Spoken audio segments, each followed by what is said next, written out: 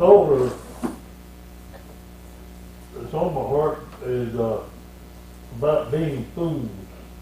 Fools. I did some foolish things when I was young. I don't know if y'all remember Fred Boyd Field over here. It used to be at the rec center on this side of around Grove Avenue.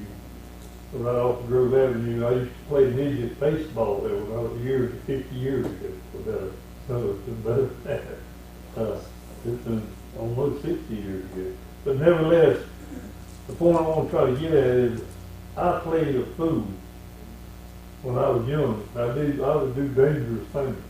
And one of the things at Fred Boyd Field, they had a pipe, and that pipe is still there today. Big old 6 or 8 inch pipe going across the canal.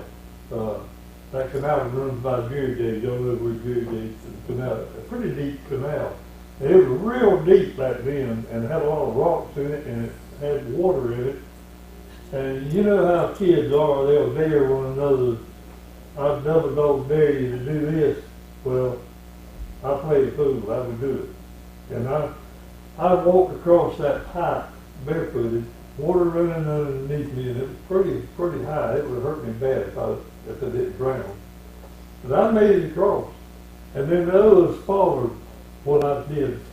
But I got thinking about it the other day, how foolish that was, and how people do foolish things. And have you ever done anything foolish, David? Many times. Many times. We all have. We've all done that. And I got thinking about that scripture where in 1 Samuel 26, 21, I believe it says, he said, I played the fool. Saul said, I played the fool. And a lot of times we play the fool and we do foolish things.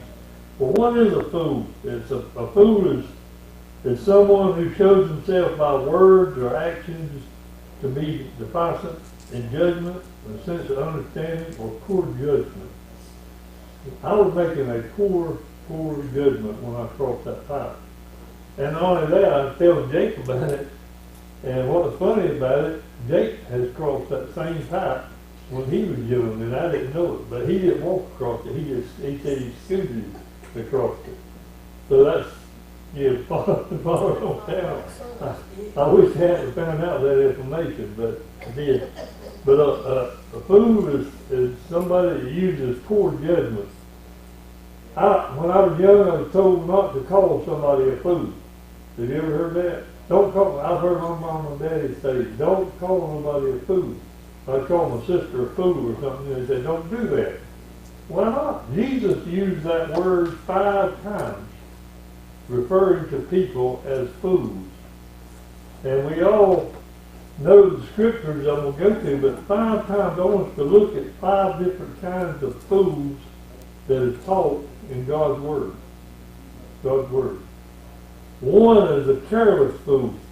If you would turn to Matthew 7 chapter, verses 24 through 27. Brother Virgil, will you read Matthew 7, 24 through 27? This is talking about a careless fool. Somebody that just didn't go ahead. Therefore, whosoever heareth these sayings of mine and doeth them, I will liken him unto a wise man who built his house upon a rock. And the rain descended, and the flood came, and the wind blew and beat upon the house, and it fell not, for it was founded upon a rock. And every one that heareth these sayings of mine and doeth them not shall be likened unto a foolish man who built his house upon the sand. And the rain descended, and the flood came, and the wind blew and beat upon that house, and it fell, and great was the fall of it. All right. This is telling us a lot right here, spiritually and physically. He's telling us to build our lives upon the rock. And in a spiritual sense, who is that rock? Jesus. Jesus is that rock. Corinthians letter where it tells us that Jesus is our rock. God is our rock. And we need to build our lives upon that rock, which is Jesus. Or if you build your life on the sand, which is representing the worldly things, Then he tells us that both of them have a storm that comes. It rains on the just and the what? The unjust. So the rains come, the storms come, the problems come in life. And one builds his house upon the rock, which is Christ, and the other builds the house upon the sand, which is the world. And when it does, that storm does come, it starts deteriorating that sand especially, and that house folds because it was built on a poor foundation. Our foundation in a spiritual way should be the rock, which is Jesus Christ. So we can be careless fools like that one that built on the worldly things. I know I mentioned a lot of times about 1 John 2:15 through there. It says, love not the world and the things in the world, love the Father not in you. And he tells us these worldly things here will fold up on you, and they will. You can't trust in the worldly things because they'll fold. But the storms does come, but we need to build our lives upon that rock. Another one there that comes to me is not only a careless fool, he tells us that there are hypocritical fools. First one was careless, now we've got hypocrite. What is a hypocrite? One who pretends to be something they're not. All right? A Say one hypocrite. thing and do another. Huh? They say one thing and do another. That's right. That's a hypocrite. You may not think it, but many times we're hypocritical. And let me explain what I'm saying here. There. In Matthew chapter 23, turn to that, David, Matthew 23, and read verse 5 and 6. And then I want you to drop down and read 17 through 23. I'll tell you when you get there. Matthew 23, 5 and 6. A hypocrite is like James said, is, what you got? Go ahead. But all their works they do for to be seen of men. They make broad their phylacteries and enlarge the borders of their garments, and love the uppermost rooms at feasts and the chief seats in the synagogues, and greetings in the markets to be called of men, Rabbi, Rabbi. But be not ye called Rabbi, for one is your master, even Christ, and all ye are brethren. You want more? Yeah, well, 17 through 23 for us. Okay.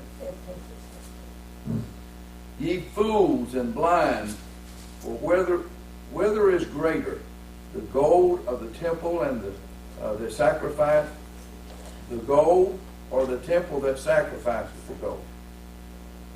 Sanctifieth the gold. And whosoever shall swear by the altar, it is nothing. Whosoever sweareth by the gift that is upon it, he is guilty.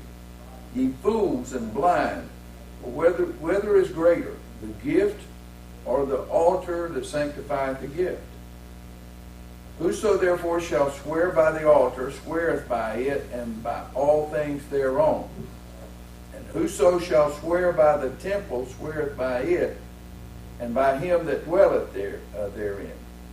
He that sweareth by heaven sweareth by the throne of God and by him that sitteth thereon. Woe unto you, scribes and Pharisees, hypocrites, for ye pay tithe of mint and anise and cumin, and have omitted the weightier matters of the law, judgment, mercy, and faith. These ought ye to have done, and not to leave the other undone. You talk about the main point I'm trying to get at. He called them blind fools. These Pharisees and hypocrites. The Pharisees were a religious sect of people that knew scriptures well, didn't they? Did they know them well? Yeah. They would have frontlets they put on there and quote scriptures all the time, and they knew it. But he's telling him, whoa, that means watch out. He called them a bunch of blind guys. He called them fools here. And he says, woe unto you, you scribes, you Pharisees, and you hypocrites. You pay your tithes and mint and cumin and all these things, but you left out something. And what they were doing was They was giving their self-praise. I mentioned before here in Matthew chapter 6, especially when starting with verse 1 and read through there, these Pharisees and scribes would stand on the street corners and raise their hands and appear to be something they weren't. They were hypocrites. That's what they called them. So they were hypocritical fools. And Jesus called them fools. He said, "You blind guys, you fools." And that's what they were. Then, another time we see the careless fool, and we see the hypocritical fools. Now, who in the Bible were sleeping fools? Huh? All right, the 10 virgins. Turn to Matthew chapter 25. This was right after 24th chapter, destruction of the temple. Around 70 AD, the temple was coming down, and Jesus had told them that. And then he starts off with the word then. Then what? Then the kingdom of heaven should be likened to what? 10 virgins. 5 were foolish. You see how 5 were foolish? Poor judgment, what one of the definitions, silly. So these 5 were foolish. Brother Harvey, you start with verse 1 and read Matthew chapter 25, start with verse 1, and let's think about these 5 foolish virgins. Verse 1 through where? Start with verse 1 and just start 1 reading. and 2. Yeah. Then shall the kingdom of heaven be likened unto 10 virgins, which took their lamps and went forth to meet the bridegroom. And 5 of them were wise, and 5 were foolish. I'll keep reading. They that were foolish took their lamps, and took no oil with them, but the wise took oil in their vessels with their lamps. While the bridegroom tarried, they all slumbered and slept. And at midnight there was a cry made, Behold, the bridegroom cometh, go ye out to meet him. Then all those virgins arose and trimmed their lamps. And the foolish said unto the wise, Give us your oil, for all our lamps are gone out. But the wise answered, saying, Not so, lest there be not enough for us and you, but go ye rather to them that sell, and buy for them for yourselves. And while they went to buy, the bridegroom came, and they were ready, went into him to the marriage, and the door was shut. That's far enough. You'll notice here the wise had all of them slumbered and slept. Let's go ahead and think about that. Every one of them. They were all children of God. All of them representing God's children. And they were virgins. And what it means, they was pure and undefiled. And they took their oil. All of them had oil. But one didn't take more oil. And the others, they all slumbered and slept. And then the bridegroom is who? Jesus. Jesus is the bridegroom. And while Jesus has come to take account and to judge them, 5 of them was out of oil. And it said at midnight, the bridegroom came. At midnight, whenever I used to study with Brother Billy's daddy, he told me that midnight, when you see the word midnight, he said most of the time it meant from one time to starting a new time. In other words, at 12 o'clock at night, Sunday, at 12 o'clock, 12:01, it's Monday. There's a transaction there. And that's the midnight come. The bridegroom came at midnight, and some of them was prepared to meet the bridegroom. Well, we can ask that question to ourselves. Are you prepared when Jesus comes to judge you? Now, I know there's a final coming, and there's a final judgment, but I think I know he's talking about the kingdom of heaven right here. And right now we have heaven on earth. And when Jesus comes, some of us are sleeping. We go back to sleep. We're not prepared. We're not ready for the bridegroom. And when he does come and we wake up, then it's too late. We have become a sleeping fool. You follow the picture there? And that's what he's saying there, that we can be and while they went to buy, the bridegroom came and they were ready, went with him to the marriage, and the door was shut. Now once that door is shut, those 10 virgins, 5 were wise and 5 that wasn't, 5 were foolish, the door was shut on them, and they wanted to get, you remember the scripture prior to all this? It says, Lord, Lord. And you can say, Lord, Lord, all you want to. If that door is shut, you're not getting in until God opens that door. God shuts doors, and God opens doors. And those foolish weren't ready, and the door was shut on, and they did not enter that kingdom because of that. You follow it? Are they sleeping fools? Were they sleeping fools? Yes, they were.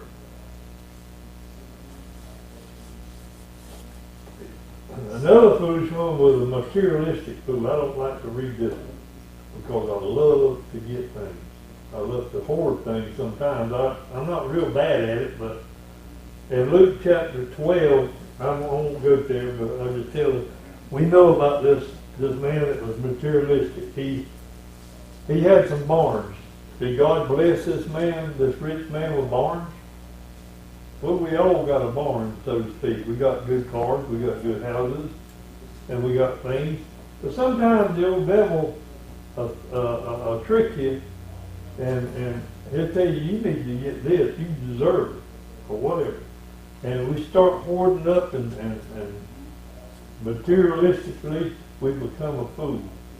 And he said, I'm going to tear, Luke chapter 12, you want 2:15, I think it is, anyway, Luke 12, this rich man, there's nothing wrong with being rich.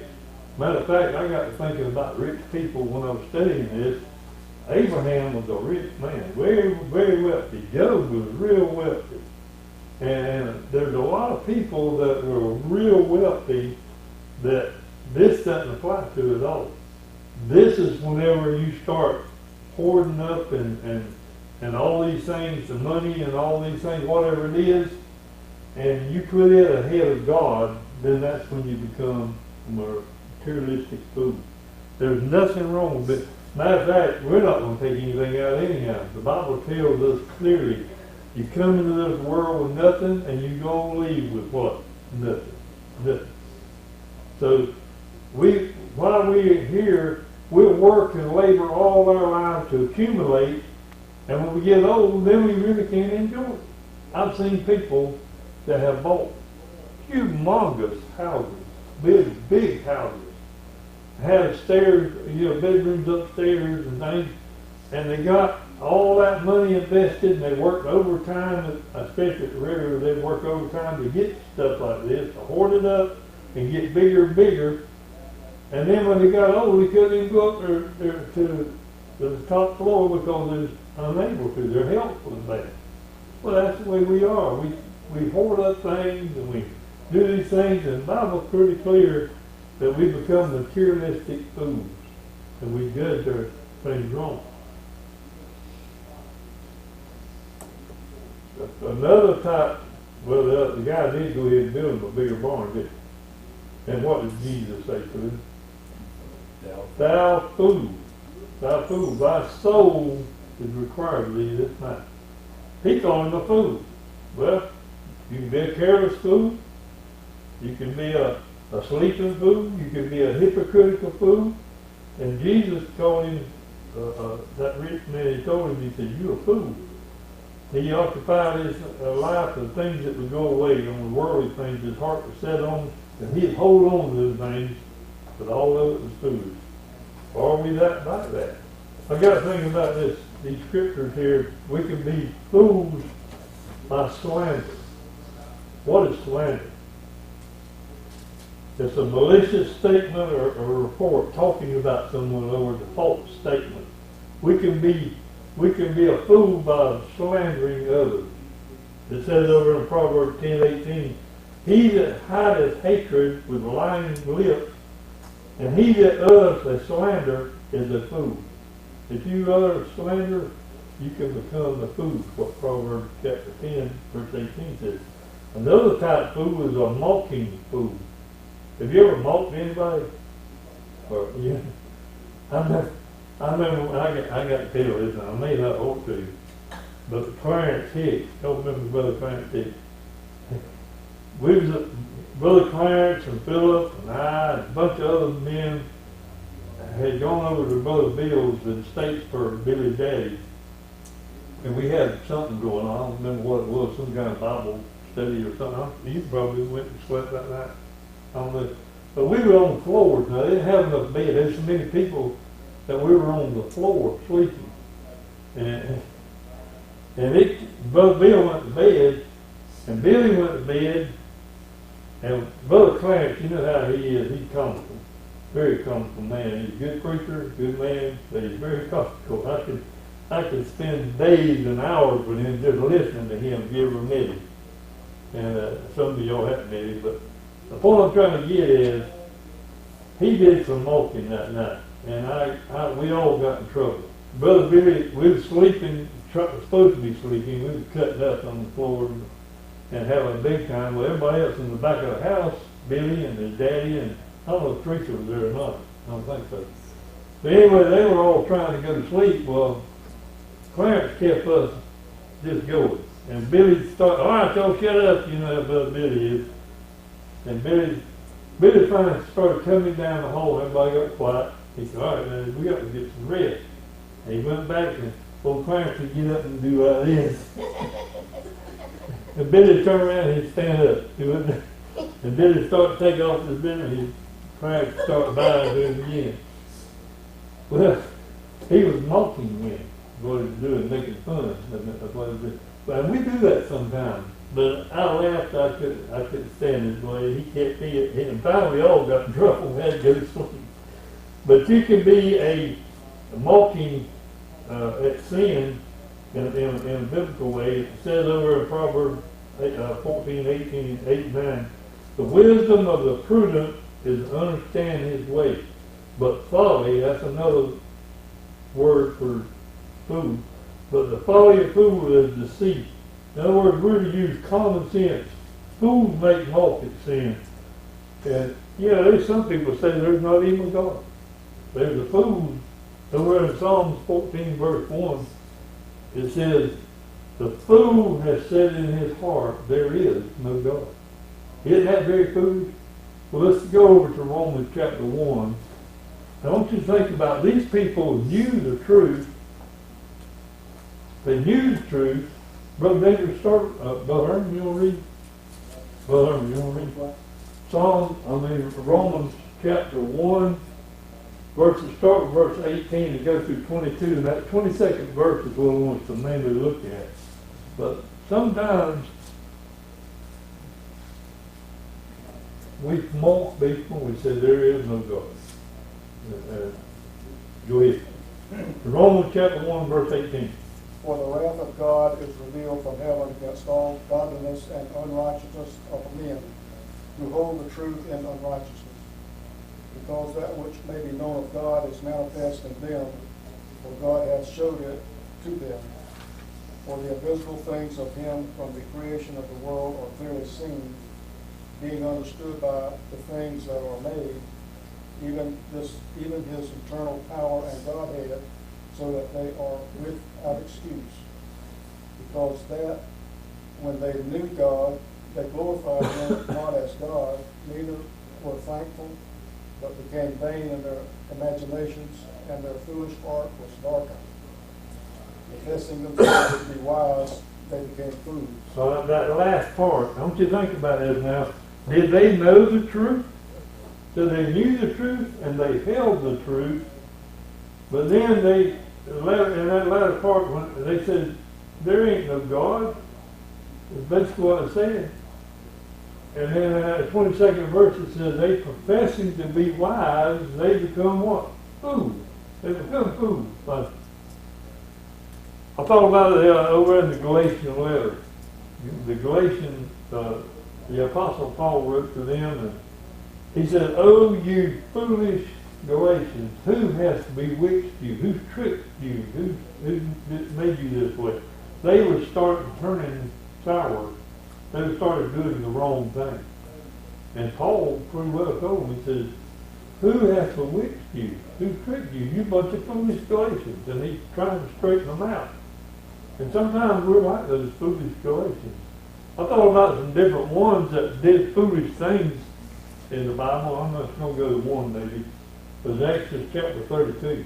You remember when the children of Israel, they were God's people, weren't they? When they had come out and And then they start in Exodus chapter 32, you can go home and read it. They were foolish people. They were serving another god. They had a golden calf down there. And they would take the earrings off and melt them down and all the gold and silver and stuff and made a molten calf. Was that a foolish thing to do? Absolutely it was. But that's how easy it is for us to get tricked. You know, the Bible tells us about fool's gold. Is basically what is fool's gold? It looks like gold, doesn't it? It looks like it's valuable, and a lot of people have died trying to get gold, and then you get the fool's gold, pyrite, iron pyrite. And you put it under pressure with gold, and it'll just shatter. But this pyrite was iron pyrite, it wouldn't shatter, and that's called fool's gold. Well, the devil has a lot of fool's gold for his, God's people. And we get tricked and bewitched like those did in Galatians through that fool's gold. The devil makes it look pretty, doesn't it? But he will trick you and he will destroy you. Let me go to one more thing here about meddling. What is meddling? When you get somebody else's business is what it amounts to. That's meddling. And we become foolish when we meddle. It says in Proverbs 23, it's an honor for a man to cease from strife, but every fool will be meddling. Strife is bitter conflict. That's what strife is. And he says that we meddle sometimes, and it's an honor for a man to cease from this bitter conflict, but every fool is meddling. Meddling is interfering in somebody else's business. Can you become foolish by meddling? Yes, you can. When man thinks himself, the Bible, I'll just close out with this thought here. There's other scriptures I can get to, but I can't get into them just yet because there's so much. But anyway, the bottom line is, when a man thinks he is something and he's nothing, he deceives himself. He becomes a fool. So I pray that we won't be foolish, but the Bible does teach us, if you're going to be a fool for Christ. You hear what I said? If you're going to be a fool for Christ. People are going to laugh at you, they're going to mock you, they're going to talk about you, and all these things. But if you're going to be a fool for Christ. The wisdom of this world, it says in Corinthians 3, wisdom of this world is foolishness for God. And you can go into that different ways, but be a fool for Christ is my prayer. But David, you dismiss.